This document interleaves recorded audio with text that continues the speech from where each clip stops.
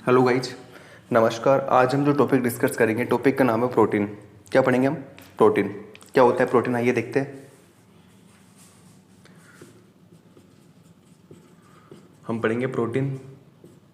क्यों ना इसके बारे में पहले कुछ बातें लिख लेते हैं जो इंपॉर्टेंट मुझे लगती है। देखो, प्रोटीन जो होता है ना, प्रोटीन किससे मिलके बना होता है? Made up of amino acid. Second, protein जो होता है ना, ये प्रोटीन क्या होता है? पॉलीमर होता है। किसका? Polymer of amino acid. मतलब देखो, ऐसी कंडीशन होती है, amino acid, amino acid, amino acid, amino acid, amino acid, ठीक है। और ये हमारा क्या हुआ? ये हमारा हुआ प्रोटीन, ठीक है। और इन दोनों अमाइनो एसिड के बीच में आपको ये बॉन्ड दिखाई दे रहा है, इसका नाम क्या है? इसका नाम है पेप्टाइड बॉन्ड। अभी हम देखने वाले हैं पेप्टाइड बॉन्ड के बारे में। अभी आप इतना याद रखिए, ठीक है। तो प्रोटीन क्या होता है? पॉलीमर होता है अमाइनो एसिड का। नेक्स्ट, प्रोटीन जो होता है, protein is a linear polypeptide chain. क्या होता है ये? लीनियर पॉलीपेप्टाइड चेन होती है। क्या होती है? Linear polypeptide chain. क्या होती है protein? Protein is a linear polypeptide chain. अच्छा, यहाँ पे एक वर्ड आया है, देखिएगा ध्यान से। यहाँ पे हम देखेंगे किसके बारे में? हम देखेंगे बार बार, देखो एक ही चीज़ आ रही है, amino acid, amino acid, amino acid, amino acid, right. क्या होता है अमाइनो एसिड? क्या होता है अमाइनो एसिड? इसकी स्ट्रक्चर कैसे होती है? तो किसी ने कहा सर ये होता है अमाइनो एसिड। देखो आप,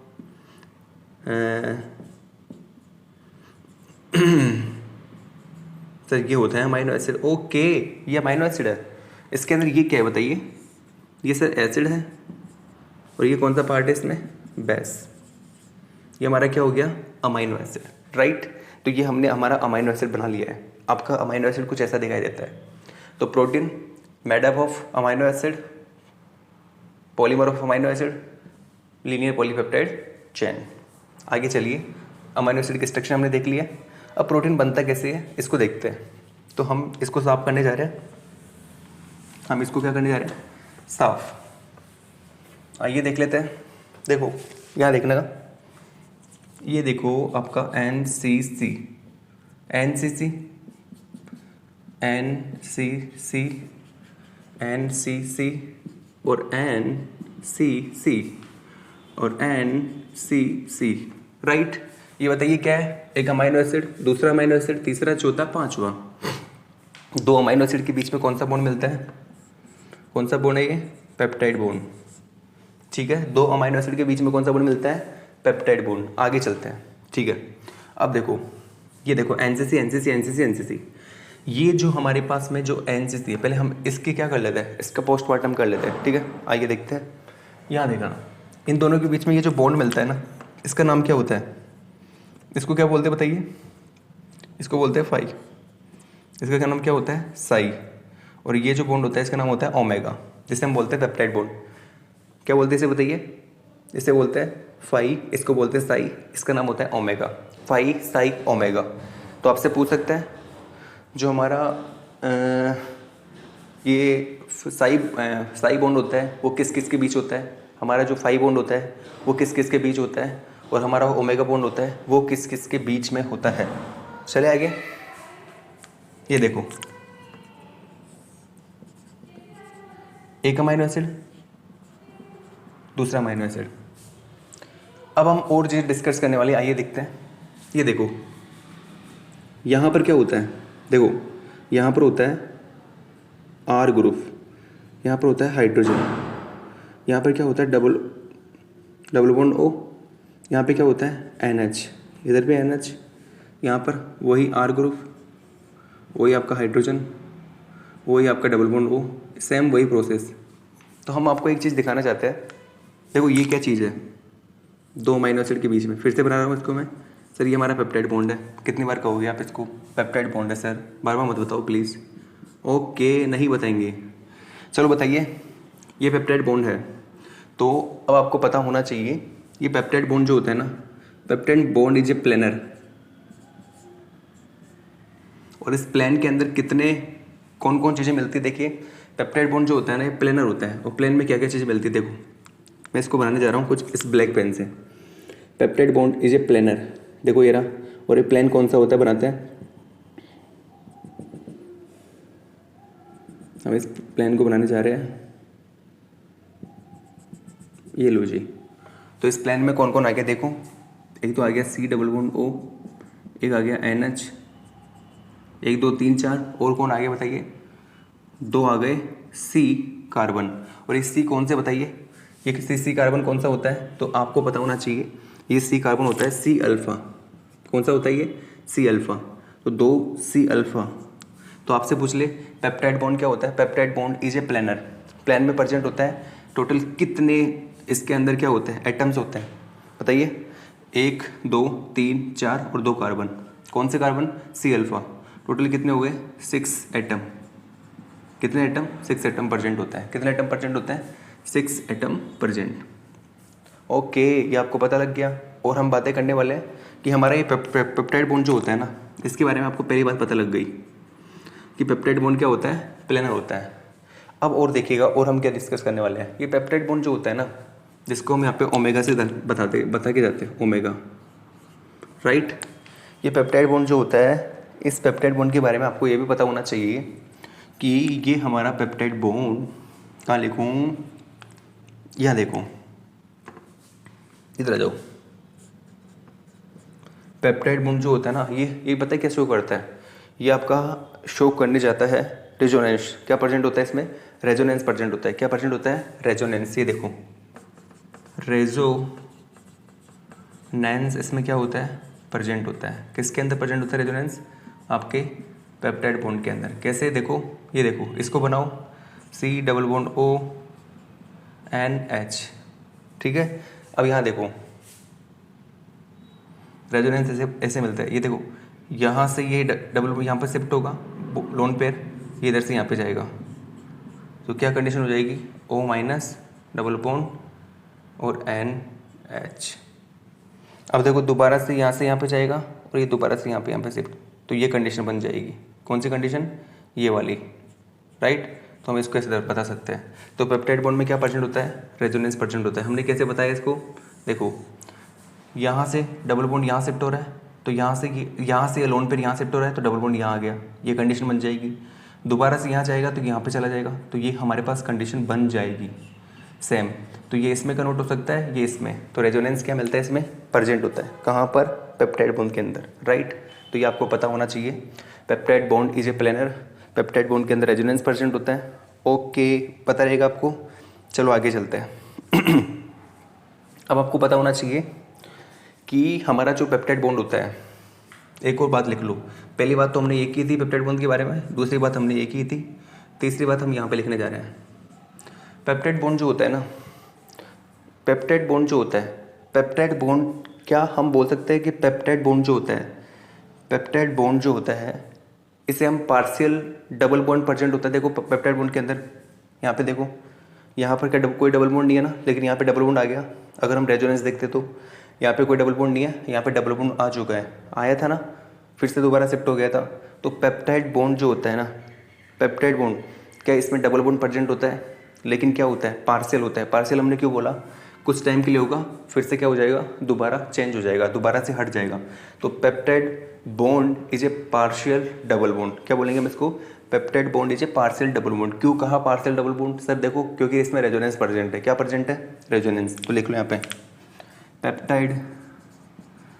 peptide bond is A partial double bond.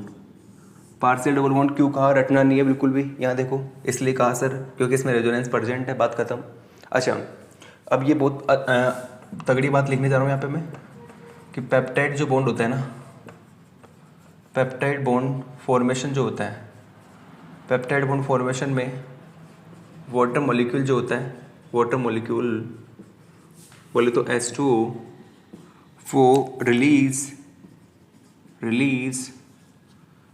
नहीं होता है। क्या नहीं होता है, वाटर मॉलिक्यूल रिलीज नहीं होता है। ये तो बहुत इंपॉर्टेंट बात है, यही तो हम आपको बताएंगे कि पेप्टाइड बॉन्ड फॉर्मेशन में वाटर मॉलिक्यूल रिलीज नहीं होता है। मतलब क्या, हम क्या कहना चाहते हैं कि पेप्टाइड बॉन्ड का जो फॉर्मेशन होता है, peptide bond formation dehydration process नहीं है। मतलब पेप्टाइड बॉन्ड का बनना डिहाइड्रेशन प्रोसेस नहीं है, राइट है। समझ पा रहे हो आप लोग इस चीज़ को? मतलब हमें आज तक यही पढ़ाया गया कि सर पेप्टाइड बॉन्ड बनता है तो वाटर मॉलिक्यूल रिलीज होता है। क्या क्या रिलीज होता है? Water molecule. ओके, लेकिन आज हमें सर बता के जा रहे हैं कि पेप्टाइड बॉन्ड के फॉर्मेशन में कोई वाटर मॉलिक्यूल रिलीज नहीं होता है। मतलब पेप्टाइड बॉन्ड जो होती है, हम यहाँ पे लिख दे अगर एक बात, तो क्या हम उस चीज़ को प्रूफ कर पाएंगे? तो ये तो सर आप ही बताओगे। अभी तक तो हमने यही पढ़ा है कि पेप्टाइड बॉन्ड का जो फॉर्मेशन होता है, पेप्टाइड बॉन्ड के फॉर्मेशन में वाटर मॉलिक्यूल रिलीज होता है। हमारे केमिस्ट्री वाले सर ने हमें यही पढ़ाया है, तो कोई दिक्कत नहीं है। देखो, मुझे भी गलत पढ़ाया गया था, फिर मेरे जो टीचर थे उनसे मैंने पढ़ा, देन मैंने भी सही किया उस चीज़ को। और मुझे जो पढ़ाया गया है वो मैं अपने स्टूडेंट के पास में उसको क्या करूँगा, वैसे कि वैसे ट्रांसफ़र करना है मुझे। यही एक अच्छे टीचर की क्या होती है, खास बात होती है।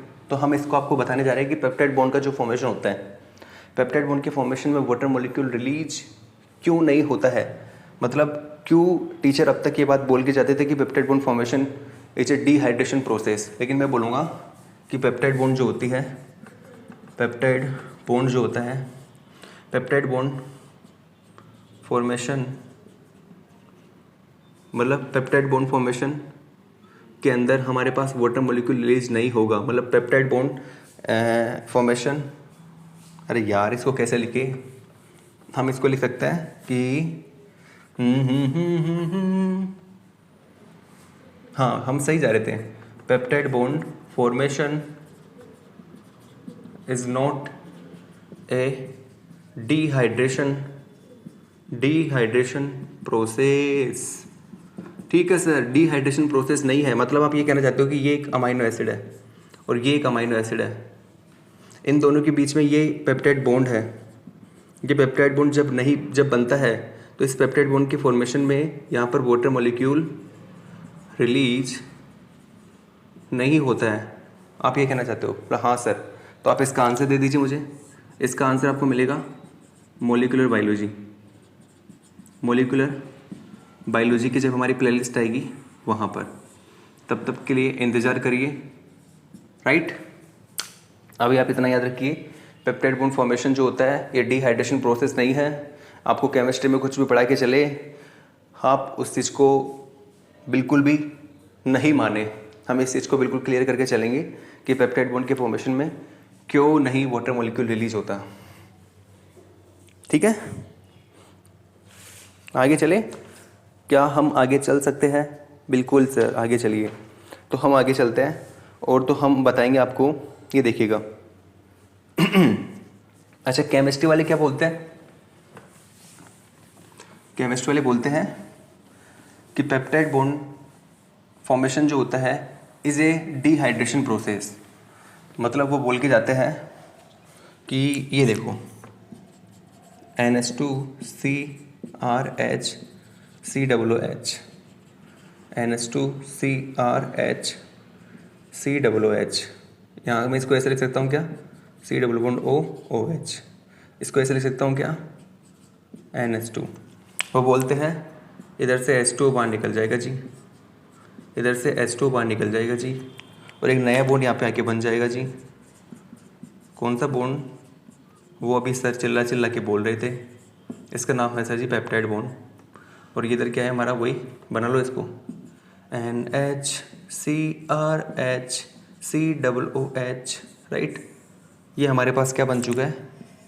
ये हमारे पास बन चुका है क्या? अरे बताइए, डाईपेप्टाइड। इसको क्या बोलेंगे हम? डाईपेप्टाइड। वो ऐसे बोलते हैं केमिस्ट्री वाले कि पेप्टाइड बॉन्ड का फॉर्मेशन डिहाइड्रेशन प्रोसेस होता है। पेप्टाइड बॉन्ड के अंदर क्या बनता है? पेप्टाइड बॉन्ड के अंदर वाटर मॉलिक्यूल जो होता है ये रिलीज होता है। सॉरी, ये वो बात बोल के जाते हैं। यहाँ पर इसको हम क्या बोलते हैं बताइए?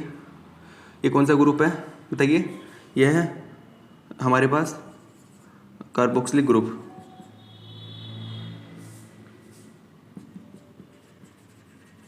ये कौन सा ग्रुप है बताइए? Amino group. ठीक है,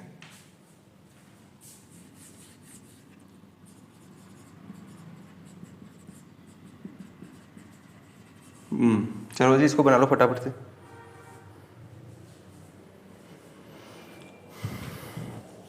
बहुत गर्मी है भाई, आज बहुत गर्मी है, बहुत ज़्यादा गर्मी है, फ़ैन भी नहीं चला सकते। ठीक है, अच्छा जी।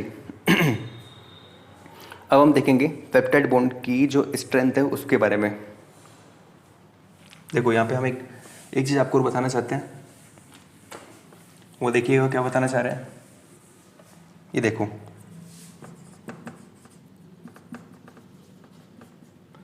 और हम एक तो बताएंगे आपको पेप्टाइड बॉन्ड स्ट्रेंथ, ठीक है। एक तो इसके बारे में बात करेंगे, और हम एक बात करेंगे बॉन्ड लेंथ स्ट्रेंथ, ठीक है, इन दोनों की। तो आप एक चीज़ देखिएगा, मैं यहाँ पे एक चीज़ बनाने जा रहा हूँ, वो देखो क्या है। यहाँ पे देखो आप,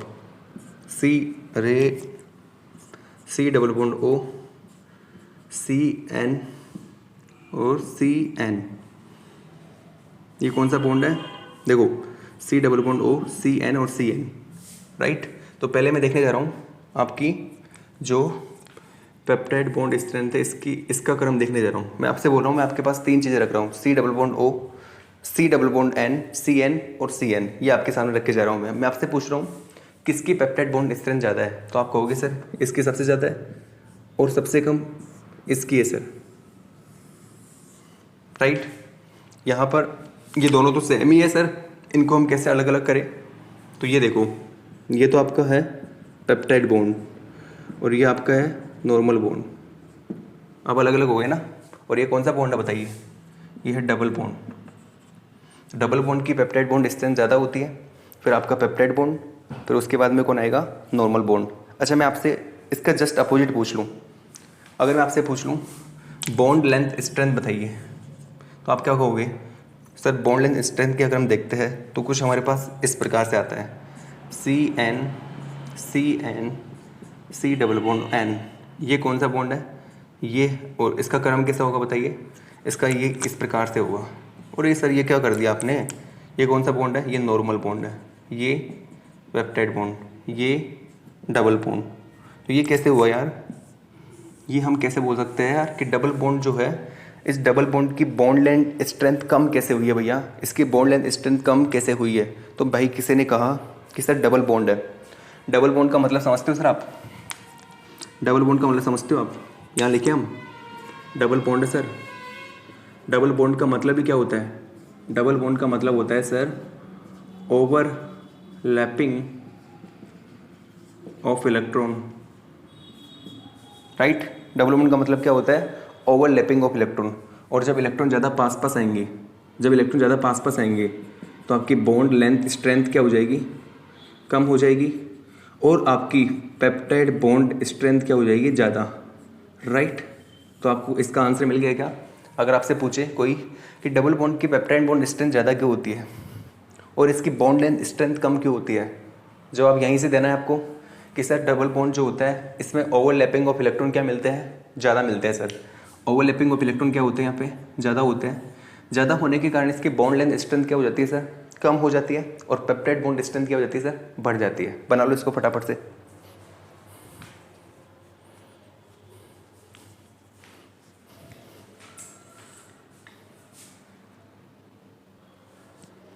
क्या हम आगे चले?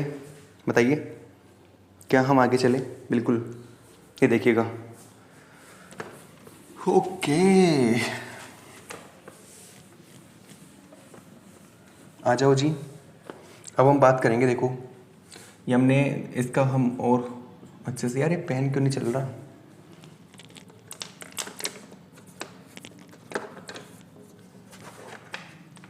देखिएगा आप एक बार। ये ज़रूर चलेगा, ये धोखा नहीं दे सकता, इसको चलना ही पड़ेगा। Very good. NCC और NCC, राइट, और NCC, राइट। आगे से आ जाइएगा। देखो ये एंगल कौन सा होता है, और ये कौन सा होता है, और ये कौन सा होता है? ओमेगा। इसका नाम क्या होता है? इसको बोलते हैं फाई, इसको बोलते हैं साई, इसको बोलते हैं ओमेगा, ठीक है, ओमेगा, ठीक ठीक है, लिख लो भैया, पता होना चाहिए। बोले तो पेप्टाइड बॉन्ड, पहली बात तो आपको ये पता होना चाहिए। अच्छा, ये कौन सा कार्बन है? C alpha. कौन सा कार्बन है? C alpha. कौन सा कार्बन है? C alpha. अच्छा, प्लेन कौन सा होता है? Peptide bond is a planar, ये पेप्टाइड बॉन्ड है, ठीक है। क्या है हमारा, ये बताइए? Peptide bond. Peptide bond is a planar, ये देखो ये प्लेन होता है, ये वाला प्लेन। अब ये प्लेन है तो इसमें कितने एटम है? फटाफट से रिवाइज कर लो। 6 एटम है सर। कितने? 6। लिखिए नाम। सी डबल बॉन्ड ओ, यहाँ पे होगा ना डबल बॉन्ड ओ, यहाँ पे होगा NH, और सर NH 4 तो ये हो गई, और इसके अलावा सर दो सी अल्फा, ये 6 एटम हो गए। अच्छा देखो, ध्यान सुनना, अब मेरी बात ध्यान सुनना। ये जो मैंने लिखे ना यहाँ पे फाई और साई,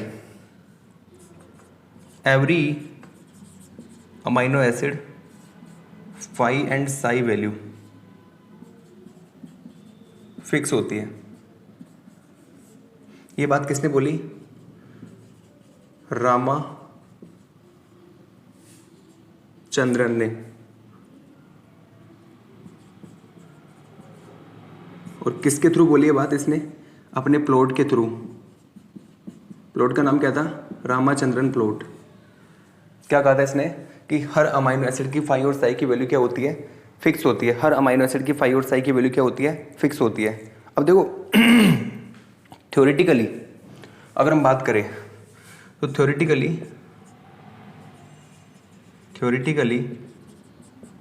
ये फाई एंड साई की जो वैल्यू होती है, साई की वैल्यू, थ्योरेटिकली बात कर रहा हूँ मैं, फाई और साई की वैल्यू जो होती है वो 0 to ±180 डिग्री बताई गई है। कितनी बताई गई है? 0 से ±180 डिग्री। मतलब रामाचंद्र प्लॉट ऐसा होता है कुछ, ठीक है। इधर तो आपका साई, इधर आपका phi, +180 degree, +180 degree, -180 degree, -180 degree, right. ये आपका रामाचंद्र प्लॉट होता है। इसके बीच में आपकी हर चीज़, हर अमाइनो एसिड की वैल्यू जो है वो फिक्स है, राइट है। और थ्योरेटिकली फाई और साई की वैल्यू 0 से ±180 डिग्री बोल के जाते हैं हम लोग। लेकिन याद रखना, प्रैक्टिकली हम बोलें तो प्रैक्टिकली फाई और साई की वैल्यू इतनी नहीं मिलेगी। प्रैक्टिकली फाई और साई की वैल्यू जो होती है वो रेस्ट्रिक्टेड होती है। क्या होती है? रेस्ट्रिक्टेड। क्या होती है? रेस्ट्रिक्टेड होती है। प्रैक्टिकली फाई और साई की वैल्यू क्या होगी? रेस्ट्रिक्टेड। अभी रेस्ट्रिक्टेड क्यों होती है? मैं आपसे यहाँ पे बोल के जा रहा हूँ कि थ्योरेटिकली तो इतनी होती है, लेकिन नीचे लेके जा रहा हूँ practically amino acid value restricted मिलती है, ठीक है। क्या होती है? रेस्ट्रिक्टेड मिलती है। रीजन बताओ सर इसका, क्यों होता है ऐसा? क्यों रेस्ट्रिक्टेड मिलती है सर? आइए रीजन देखते हैं। ये देखो, ये आपका जो अमाइनो एसिड होता है ना, देखो ये रहा, इस अमाइनो एसिड के ऊपर यहाँ पे R ग्रुप होता है, R ग्रुप, यहाँ पे होता है हाइड्रोजन। ये R ग्रुप जो होता है ना, R ग्रुप, इस R ग्रुप के कारण आपके जो अमाइनो एसिड की वैल्यू जो है ना, मतलब ये फाई और साई की वैल्यू है, ये रेस्ट्रिक्टेड हो जाती है। मतलब देखो ये रहा आपका क्या, ये रहा आपका फाई, और ये रहा आपका साई, और ये रहा आपका ओमेगा। ओमेगा की बात ही नहीं करेंगे, ओमेगा पे कोई फर्क नहीं पड़ रहा। लेकिन फाई और साई की जो वैल्यू है वो प्रैक्टिकली क्या मिलती है? रेस्ट्रिक्टेड मिलती है। थ्योरेटिकली तो 0 से ±180 डिग्री बोल के चलते हैं कि इतनी होती है फाई और साई की वैल्यू, लेकिन प्रैक्टिकली रेस्ट्रिक्टेड मिलती है। उसका रीजन क्या है? ये R ग्रुप। ये R ग्रुप जितना ज़्यादा बड़ा होगा, ये R ग्रुप जितना ज़्यादा बड़ा होगा, ध्यान सुनना, उतना ही ज़्यादा, ये R ग्रुप जितना ज़्यादा बड़ा होगा उतना ही ज़्यादा यहाँ पर इस वैल्यू को क्या करके जाएगा? रेस्ट्रिक्टेड करके जाएगा। क्या करके जाएगा बताइए? रेस्ट्रिक्टेड करके जाएगा। R ग्रुप का साइज जितना ज़्यादा बड़ा होगा क्या करेगा बताइए? वो इस अमाइनो एसिड को रेस्ट्रिक्टेड करेगा, ठीक है। मतलब सॉरी, इस फाई और साई की वैल्यू क्या करेगा? रेस्ट्रिक्टेड करेगा। अच्छा, ये बात मैंने क्यों बोली? देखो यहाँ देखिएगा, R ग्रुप जितना ज़्यादा बड़ा होगा ना, तो ये होता है हमारा C अल्फा। इस C अल्फा से तो अटैच है R ग्रुप, तो ये R ग्रुप जितना ज़्यादा बड़ा होगा, इस C अल्फा के रोटेशन में उतनी ही दिक्कत आएगी, ये रोटेट नहीं कर पाएगा, राइट है। ये आर ग्रुप जितना बड़ा होगा इस सी अल्फ़ा के रोटेशन में उतनी ही दिक्कत आने वाली है, जिससे ये हमारी फाई और साई की वैल्यू जो होगी ये क्या मिलेगी हमें, रेस्ट्रिक्टेड। तो आपसे पूछ ले थ्योरेटिकली इतनी होती है लेकिन प्रैक्टिकली क्या इतनी होगी, नहीं सर, रेस्ट्रिक्टेड होगी। क्यों होगी रेस्ट्रिक्टेड, रीज़न क्या है सर, ये आर ग्रुप जितना ज़्यादा बड़ा होगा, जितना ज़्यादा बल्कि आर ग्रुप होगा, ठीक है, ये वैल्यू उतनी ही ज़्यादा रेस्ट्रिक्टेड होगी। रीज़न क्या है, सी अल्फ़ा के रोटेशन में क्या आएगी, दिक्कत आएगी। तो आप इस चीज़ को लिखिएगा कि आर ग्रुप बल्कि होने के कारण, आर ग्रुप बल्कि होने के कारण, आर ग्रुप बल्कि होने के कारण, आर ग्रुप बल्कि होने के कारण, लिखूँ क्या यहाँ पे, मैं लिखूँ क्या, आप लिख लोगे, आर ग्रुप लिख देता हूँ मैं, आर ग्रुप बड़ा होने के कारण, बड़ा होने के कारण सी अल्फ़ा के रोटेशन में, सी अल्फ़ा के रोटेशन में, सी अल्फ़ा के रोटेशन में दिक्कत करेगा, दिक्कत करेगा। इसलिए प्रैक्टिकली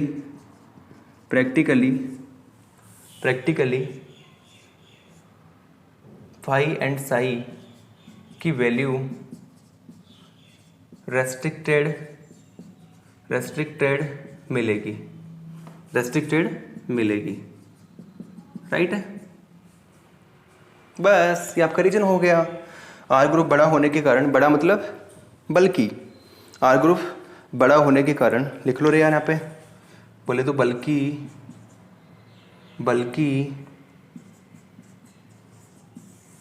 आर ग्रुप बल्कि होने के कारण सी अल्फ़ा के रोटेशन में क्या आएगी, दिक्कत आएगी, जिससे हमारी ये जो वैल्यू है, ये वैल्यू क्या मिलेगी, रेस्ट्रिक्टेड मिलेगी। चलो जी, अच्छा मुझे एक बात बताइए, अगर इस आर ग्रुप को, कहाँ गया ये रहा, अगर ये आर ग्रुप, इस आर ग्रुप को मैं हाइड्रोजन कर दूं तो स्ट्रक्चर कैसी बन जाएगी मेरे पास, अगर मैं बोलूँ इफ आर ग्रुप हाइड्रोजन, तो स्ट्रक्चर ऐसी बनेगी NCC, हाइड्रोजन हाइड्रोजन, या हाइड्रोजन हो गया। ये स्ट्रक्चर किसकी होती है बताइए, ये स्ट्रक्चर किसकी होती है, ये होती है ग्लाइसिन अमाइनो एसिड की स्ट्रक्चर। किसकी स्ट्रक्चर होती है, ग्लाइसिन अमाइनो एसिड की स्ट्रक्चर, राइट है। तो आप लोग याद रखिएगा, अब यहाँ पे हाइड्रोजन हो चुका है, तो क्या इस सी अल्फ़ा के रोटेशन में किसी प्रकार की कोई प्रॉब्लम आएगी क्या, नहीं सर, कोई दिक्कत नहीं आएगी। तो याद रखना, आर ग्रुप हाइड्रोजन होता है ना, तो वो अमाइनो एसिड कौन सा होता है, ग्लाइसिन अमाइनो एसिड होता है। और इस ग्लाइसिन अमाइनो एसिड को आप इस रामाचंद्र प्लॉट में कहीं पर भी प्लॉट कर सकते हो, इसको आप कहीं पर भी प्लॉट कर सकते हो, कहीं पर भी इसको बता सकते हो, यहाँ बता सकते हो, यहाँ बता सकते हो, यहाँ कहीं पर भी। क्यों, क्योंकि इसमें अगर आर ग्रुप क्या होता है, हाइड्रोजन होता है, जिससे सी अल्फ़ा के रोटेशन में किसी प्रकार की कोई समस्या नहीं आती। इसकी वैल्यू फाई, इसकी साई और फाई की वैल्यू 0 से ±180 डिग्री होती है। क्यों होती है, क्योंकि यहाँ पे आर ग्रुप क्या होता है, हाइड्रोजन। आर ग्रुप हाइड्रोजन होने के कारण सी अल्फ़ा के रोटेशन में कोई दिक्कत नहीं आती है सर। जब कोई दिक्कत नहीं आएगी तो इसको आप कहीं भी प्लॉट कर सकते हो, क्योंकि मैंने कहा था थ्योरेटिकली कितनी होती है, इतनी होती है, लेकिन जो अमाइनो एसिड होती है वैल्यू वो रेस्ट्रिक्टेड मिलेगी। रीजन आर ग्रुप यहाँ पर क्या है, हाइड्रोजन है, हाइड्रोजन में तो कोई रेस्ट्रिक्शन होगा ही नहीं, कोई बड़ा बल्कि ग्रुप है ही नहीं, किसी प्रकार के रोटेशन में कोई दिक्कत आएगी ही नहीं। दिक्कत ही नहीं आएगी तो हम इसकी वैल्यू हम कितनी मान के चलेंगे, 0 to ±180 डिग्री। तो आप इसको यहाँ प्लॉट करो, चाहे यहाँ करो, चाहे यहाँ करो, चाहे यहाँ करो, चाहे यहाँ करो, कोई दिक्कत ही नहीं है, राइट। तो आपसे कभी क्वेश्चन पूछ लेना कि अगर आर ग्रुप हाइड्रोजन हो तो उसे रामचंद्र प्लॉट में हम कहाँ प्लॉट करें, कहीं पे भी प्लॉट करो। क्यों, क्योंकि उसकी वैल्यू 0 से ±180 डिग्री होती है, ठीक है। जब आर ग्रुप क्या होता है, हाइड्रोजन। जब आर ग्रुप रेस्ट्रिक्टेड होगा उस कंडीशन में हम नहीं कह सकते, हमें उसे पर्टिकुलर पोजीशन देनी पड़ेगी रामचंद्र प्लॉट के अंदर। हम ऐसा नहीं कि उसे कहीं पे भी प्लॉट कर देंगे, नहीं।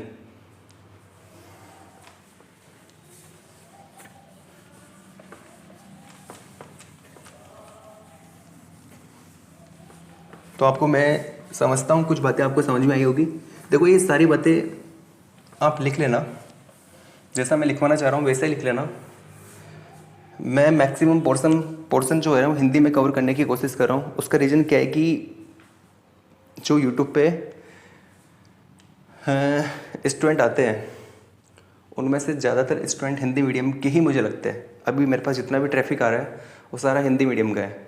वो मुझे यही बोलता है कि सर आप थोड़ा हिंदी में, सर थोड़ा हिंदी में, सर थोड़ा हिंदी में प्लीज़, ताकि हम चीज़ों को अच्छे से समझ पाए। तो मैं इसलिए थोड़ा सा मैं यहाँ पे आपके पास थोड़ा हिंदी में लेके चल रहा हूँ। वैसे दिक्कत तो आपको आने वाली है ही नहीं, क्योंकि टॉपिक समझ में आ रहा है। तो लैंग्वेज कोई सी भी हो, लैंग्वेज से फ़र्क ही नहीं पड़ता। मैं मारवाड़ी में बोलूँ चाहिए तो उससे फ़र्क नहीं पड़ेगा, ठीक है। बस आपको टॉपिक समझ में आना चाहिए। तो मैं एक क्वेश्चन पूछता हूँ, अगर आर ग्रुप हाइड्रोजन हो देन हम उसको कहाँ प्लॉट करेंगे? आप क्या बोलोगे? सर कहीं पर भी। क्यों सर? आर ग्रुप हाइड्रोजन है, मतलब आर ग्रुप बल्कि नहीं है। बल्कि होता तो रेस्ट्रिक्टेड, तो हमारी फाई और साई की वैल्यू रेस्ट्रिक्टेड मिलती। अब बल्कि है ही नहीं, तो फाई और साई की वैल्यू 0 से ±180 डिग्री, कहीं पर भी प्लॉट करो, वो दिक्कत ही नहीं है। आइए तो हम डालते हैं हेडिंग, क्या हम डालते हैं हेडिंग रामाचंद्र प्लॉट, ठीक है। कैसा होता है दिखने में? कुछ ऐसा होता है सर ये दिखने में। इधर क्या होता है? +180 डिग्री, इधर -180 डिग्री, इधर +180 डिग्री, इधर -180 डिग्री, राइट। चलो जी, इधर क्या इधर हम किसको लेंगे? साई को, इधर हम फाई को। ये होता है रामाचंद्र प्लॉट। अच्छा, रामाचंद्र प्लॉट क्या करता है? यहाँ पे लिखते चलो इसके बारे में।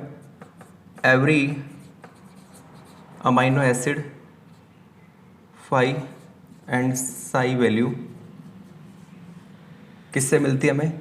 इस रामाचंद्र प्लॉट से। पहली बात तो ये, every amino acid phi and psi value किससे मिलती है हमें? इस रामाचंद्र प्लॉट से मिलती है, ठीक है। अच्छा, होता क्या ये? होता क्या ये रामाचंद्र प्लॉट? ठीक है, तो आप लिख लो graphically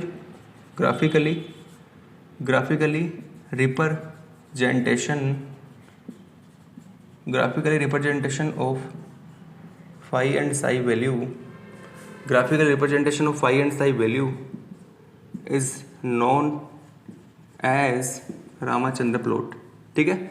graphical representation of phi and psi value is known as Ramachandra plot. Next, okay. अच्छा, थ्योरेटिकली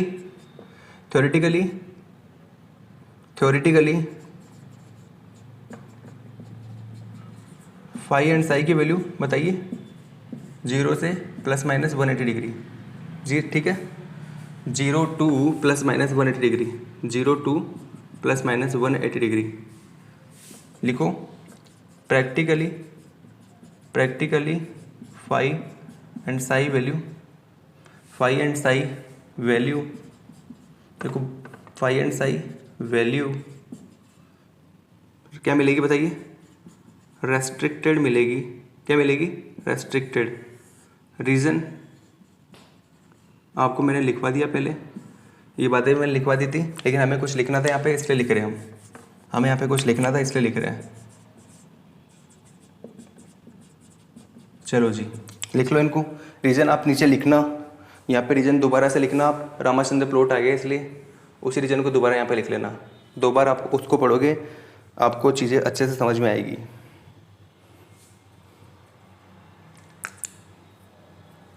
अच्छा, ये हम इसको हम बोलते क्या है? मतलब हम बोल रहे हैं कि आर ग्रुप बड़ा होता है, तो बड़ा होने के कारण सी जो अल्फ़ा है उसको रोटेट नहीं होने देता, तो हम इसको हमारी साइंस के लैंग्वेज में क्या बोलते हैं? तो यहाँ लिख लो इसको ना, आप यहाँ लिखो, मैं दोबारा लिख पा रहा हूँ। आर ग्रुप बड़ा बोले तो बल्कि होने के कारण स्टेरिक हिंड्रेंस शो करता है। स्टेरिक हिंड्रेंस का मतलब समझ में आता है? स्टेरिक हिंड्रेंस शो करता है, मतलब ये जो आपका सी अल्फ़ा है, सी अल्फ़ा के रोटेशन में प्रॉब्लम क्रिएट करता है,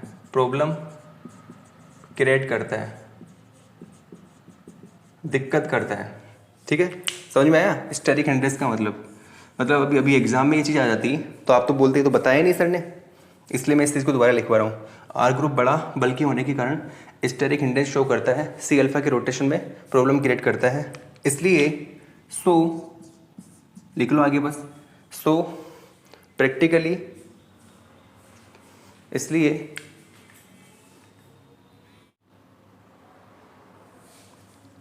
ठीक है। सो प्रैक्टिकली फाई और साई की वैल्यू क्या मिलेगी, रेस्ट्रिक्टेड मिलेगी। चलो जी आगे चलते हैं, आगे चलें। देखो भैया अब हम आगे चलते हैं। अब हम देखते हैं कि एक अमाइनो एसिड होता है प्रोलिन, एक अमाइनो एसिड होता है प्रोलिन। वो क्या करके जाता है देखो,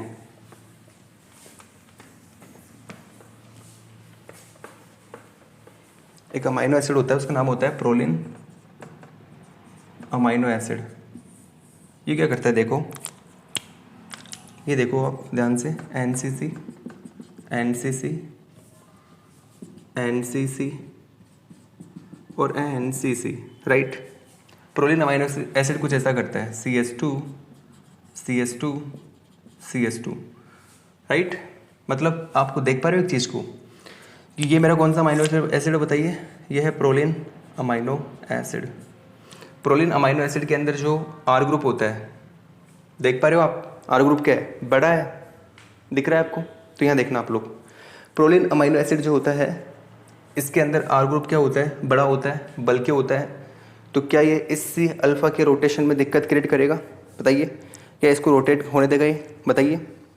R ग्रुप देखो यहाँ पे, देखो यहाँ देख के बताइए आप लोग, ये कौन सी वैल्यू है, ये कौन सी वैल्यू है फाई, ये कौन सी है साई, ये कौन सी है ओमेगा। तो यहाँ देखो प्रोलिन अमाइनो एसिड है ये, ठीक है।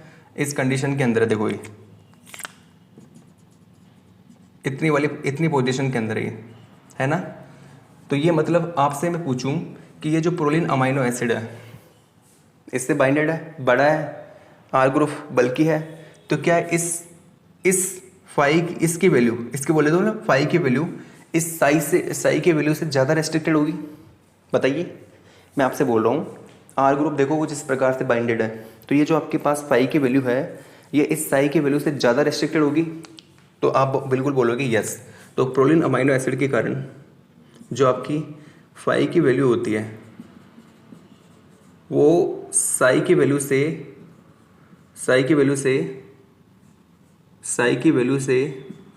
क्या मिलेगी बताइए, साई की वैल्यू से क्या मिलेगी बताइए, साई की वैल्यू से ज़्यादा रेस्ट्रिक्टेड मिलेगी। क्या मिलेगी, ज़्यादा रेस्ट्रिक्टेड मिलेगी। किसकी वैल्यू, साई की। क्यों, क्योंकि इस आर ग्रुप के कारण। कोई दिक्कत नहीं है सर, तारा दिखाई दे रहा है, ये कौन सा है, सी अल्फ़ा और ये रहा सी अल्फ़ा। अच्छा एक चीज़ वो देखिएगा आप लोग यहाँ पे देखो ये जो एंगल होता है ना इस प्रोलिन अमाइनो एसिड के कारण, ये जो एंगल, इस एंगल का नाम होता है टोरसन। क्या बोलते हैं इसे, टोरसन एंगल। आपसे पूछ रहे टोरसन एंगल क्या होता है, तो बता के आना, ये है आपका टोरसन एंगल, ठीक है। कौन सा एंगल है ये, टोरसन एंगल। कौन सा एंगल है ये आपका टोरसन एंगल, ठीक है। कौन सा एंगल बताइए, टोरसन एंगल, राइट। अब यहाँ देखिएगा आप लोग, यहाँ देखो ये जो आपकी साई होता है और आपका ये जो फाई होता है, इनकी वैल्यू 0 से ±180 डिग्री होती कैसे है, अगर होगी तो होगी कैसे। तो ये देखो मैं किसी एक अमाइनो एसिड को ले लेता हूँ, मैं ले लेता हूँ NCC को, NCC, और मैं 0 डिग्री की बात कर रहा हूँ। मैं 0 डिग्री कैसे होगी, अगर इनकी वैल्यू 0 होगी तो 0 कैसे होगी, फाई और साई की। तो ये देखो अगर मैं इस N को यहाँ से उठा के इस वाले हिस्से को इधर लेके जाता हूँ तो अभी ऐसी कंडीशन आ जाएगी, आएगी कि नहीं आएगी। अभी एंगल कितना हो गया, 90 डिग्री। पहले एंगल कितना था, 180 डिग्री। अगर मैं इसको उठा के इधर ले जाऊँ तो अभी आगे जाके कंडीशन कैसे बन जाएगी, राइट। एंगल कितना हो जाएगा, 0 डिग्री। पता लग गया आपको कैसे इसकी वैल्यू 0 होती है, कैसे 90 होती है और कैसे 180 होती है, बस। तो आपसे पूछें फाई और साई की वैल्यू कैसे 0, 90 और 180 डिग्री होती है, तो बता देना ऐसे होती है, राइट। तो ये हमने आज ये पढ़ा टॉपिक। नेक्स्ट टॉपिक हम पढ़ेंगे प्रोटीन स्ट्रक्चर। प्रोटीन के बारे में बेसिक जितना भी था सारा हमने पढ़ लिया।